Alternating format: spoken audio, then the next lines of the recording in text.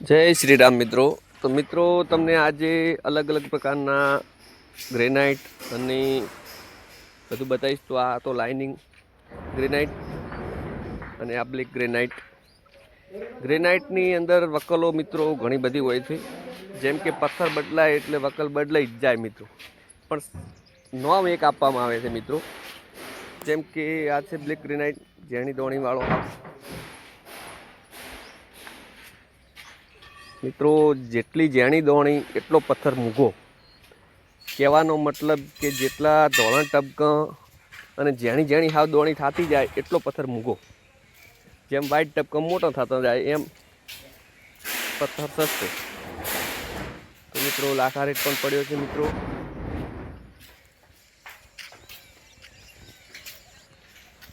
મિત્રો આગળ જોઈએ તો એકલો બ્લેક ગ્રેનાઇટ વધારે વપરાય છે. આ ઝેણી દોણી બ્લેક ગ્રેનાઇટ જે કડક પથ્થર હાર્ડ આવે મિત્રો. જેમ કે આ મોટી દોણીવાળો રાજસ્થાન પથ્થર,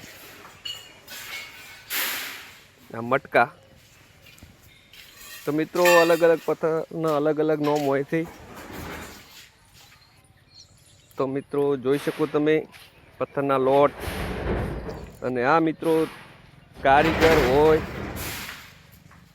તો પૂછું છું કે તમે કટિંગ કરાવીને લો છો કે આખા પાટિયા લો છો. આ લાખા રેટ.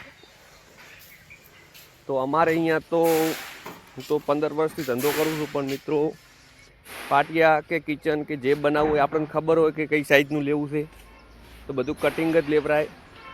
કારણ કે કારીગરનો પણ ટાઈમ બચે અને પાર્ટીની પણ 1000 ફૂટે 100 ફૂટની બચત થાય છે.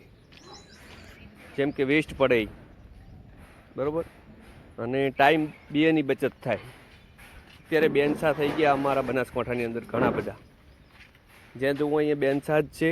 હજુ કટિંગ જ હાલ પણ ચાલુ જ છે કટિંગ આપણું લાખા રેટનું, જોઈ શકો છો તમે.